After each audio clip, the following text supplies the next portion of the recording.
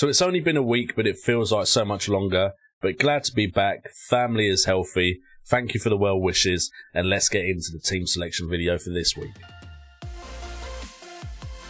Hi there, hope you're having a great Monday. What is up, guys? And welcome to FPL Today and the team selection video for Gameweek 13, where we go over how I did in Gameweek 12 and consider my moves for Gameweek 13 with the idea of helping you guys with your decisions. So make sure to put your FPL conundrums in the comments down below, as well as doing everything that supports the channel, and you guys have been smashing it. Hit that like button, hit subscribe, and hit that notification bell for FPL. And also thank you for the well wishes on Twitter when it was announced, because I couldn't do the Wildcat stream, that there was some illness issues with my family, so much appreciated. And let's get on with the video.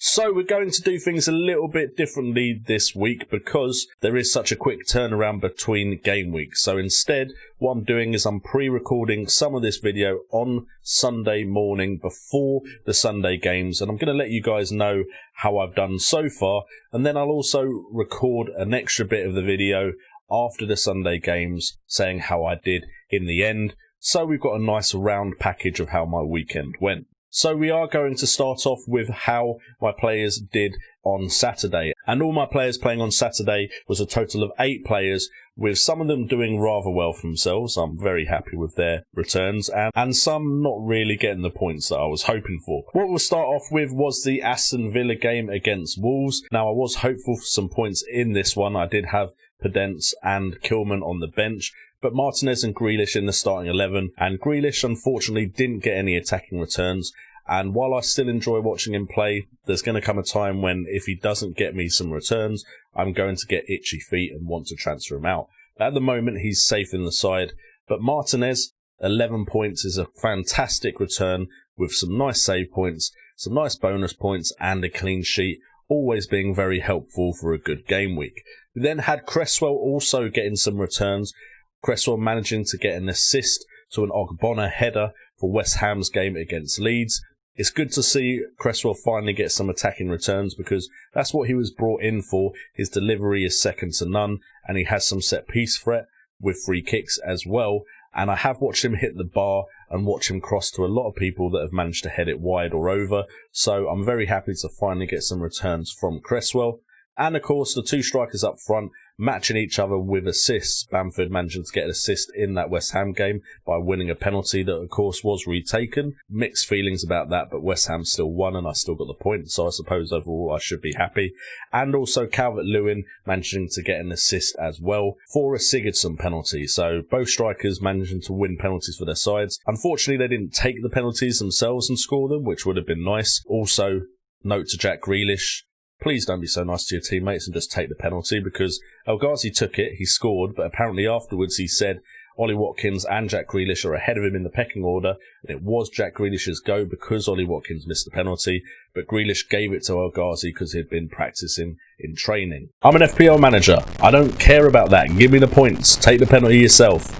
But that being said, we're not doing too bad so far for this Saturday. However, my 2 big hitters, Bruno Fernandes and Kevin De Bruyne, involved in what was, for me at least, a not very interesting Manchester derby. I just found it a bit boring, a bit timid. Man City not looking themselves. Man United not seeming to have someone in the box for plenty of opportunities where Bruno Fernandes got the ball in a good position, looked up, no one's there. So, very disappointing game. I think in other Manchester derbies, I think both could have come back with some returns, but 3 points each, not ideal.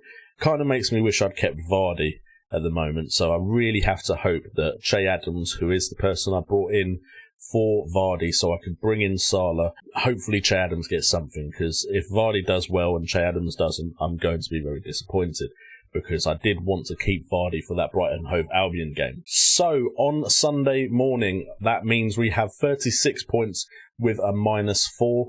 And the game week average is only at 18. Overall points now up to 688, putting me at a 414,000 rank, which isn't too bad, back in the top 500k for now. But of course, we need Salah, the captain, Che Adams, and also Neil Taylor to get some points for that to stay the way it is, which is something I'm hoping for. Salah against Fulham, there please be some points in that game. And also, Southampton are a very good attacking side, so hopefully they'll get some points against Sheffield United, who have looked weak so far this season. And hopefully we'll still be looking at a green arrow in the top 500k. So about 10 or 11 hours later, and we have the final scores in from the Arsenal-Burnley game and the Leicester City-Brighton Hove Albion game. And it's a mixed bag, mixed feelings for me, because we made some calls correctly, but we also unfortunately were on the receiving end of transferring out a player that went on to get a decent haul in that Leicester-Brighton Hove Albion game. Before we get on to the positives, unfortunately for me, Jamie Vardy scored a goal and got 2 assists, which would have been a nice haul to have been involved with. And the unfortunate thing is, looking at the game week, I would have probably picked Vardy as my captain if I hadn't gone with Salah and I hadn't been worried about Leicester City's form. So that is a very unfortunate turn of events because of Vardy's form and Leicester City's form against the likes of Fulham and Sheffield United. So I wasn't too hopeful there. And then, of course, as soon as I transfer them out, they start to perform. However, the players we brought in did both return, so the -4 is kind of negated, apart from the fact that Jamie Vardy did so well. Charlie Adams came in, managing to get 8 points, which was great in a 3-0 win for Southampton against Sheffield United. And Mohamed Salah, despite the fact that Liverpool were very disappointing and only got a 1-1 draw with Fulham, which is a shock to me, Salah was the one who got the goal. It was a penalty. It wasn't even a good penalty, and it was just before he got substituted off. But I do now have Salah in for certain fixtures that I wanted him in for, and Leicester City's fixtures do turn. And finally, we did get the call of Neil Taylor being part of our 3-man defence, right? Because Arsenal just really can't attack right now. They can't seem to score goals, and they're on a really bad run of form. And I tried to take advantage of that by playing Taylor instead of the likes of Lamptey and Kilman, and it paid off with 6 points. Looking at the bench has nothing to write home about. Pedent's getting 2 points, and that's about it. Everyone else on 0. And then if we look at how I ended the game week, this is all from livefpl.net, so go check them out if you want to get your rankings before they're updated on the Fantasy Premier League site. They are usually pretty correct, although it can be slightly off, of course. But game week points, I managed to get 64 points with a -4 down to 60, the game week average being 52. So this saw a very tiny rise in rank overall. We were at about 632k before the game week started. We're now at 604k, so not as good as we were looking after Saturday, but we're now on 716 points in total. So in this part of the video, we look at the player at risk, and to be honest, the team isn't looking too bad for next game week, so we go back to our good old faithful player at risk, which is Daniel Pedent, who has Chelsea at home in the next game. I haven't been totally happy with him since I brought him in, although he has looked dangerous at times and has good underlying stats. But it's just a disappointing factor when you have a player that looks that good, looks like they could get points, and then just doesn't do the business for you. So that has been very disappointing as far as Daniel Pedent is concerned. Wolves still not scoring lots of goals either. Of course, they have blanked this game week. And I'd rather have a bench option here than someone like Pedent, who I'm always going to be tempted to play when the fixture's decent. And it's either going to be in this position, Daniel Pedent's position, where I pick a bench option, or potentially at striker if I went down to someone a bit cheaper than, say, your Che Adams. But with that being said, it's very likely I hold a transfer for game week 13, so even though he's at risk, he might survive for this game week. So before we move on to the next part of our episode, where we look at our game week 13 team and how it lines up at the moment, if you do want access to all the stats used on FPL Today, do please check out partners of the channel, Fantasy Football Hub.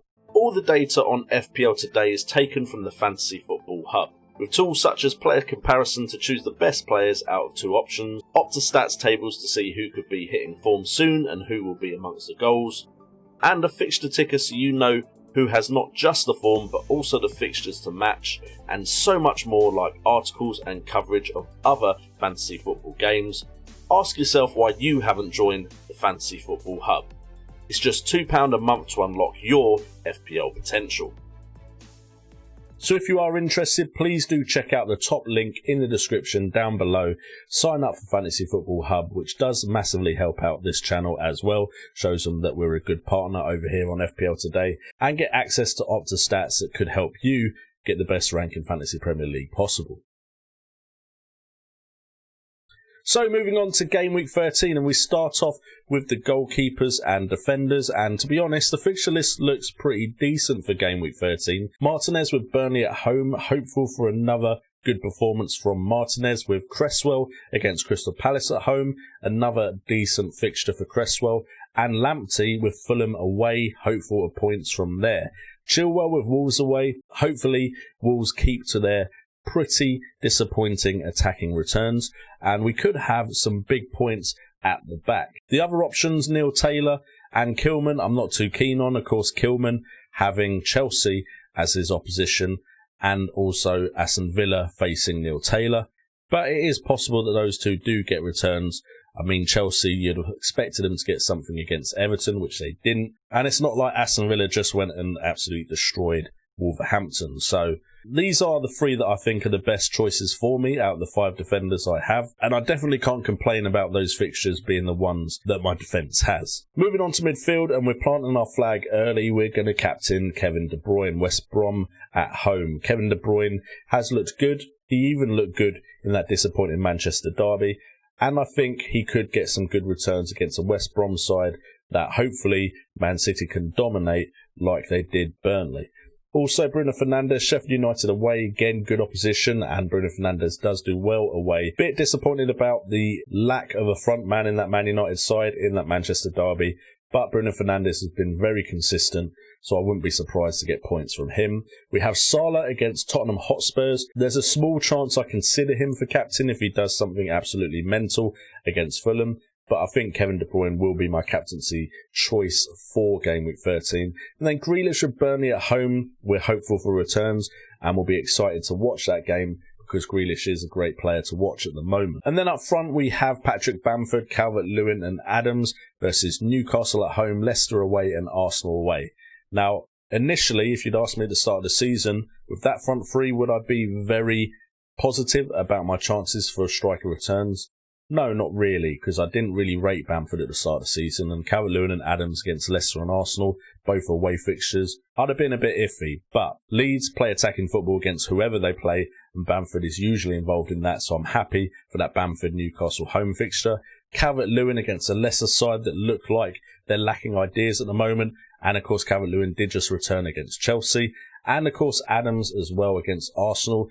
Any team against Arsenal right now, I fancy the chances of a player in that one. So very happy with that front three actually, and happy with my starting 11 in total. On the bench we do have Taylor against Aston Villa away, and then Podence and Kilman both with Chelsea at home, and I'm pretty sure this is how my team will line up for Game Week 13, unless there's some sort of injury news or rotation risk in play. And then finally, we look at my potential transfer for Game Week 13. And to be honest, there's only one player I'm considering transferring out, which is Podence, and only really considering transferring in Thomas Souček, who has Crystal Palace at home playing for West Ham.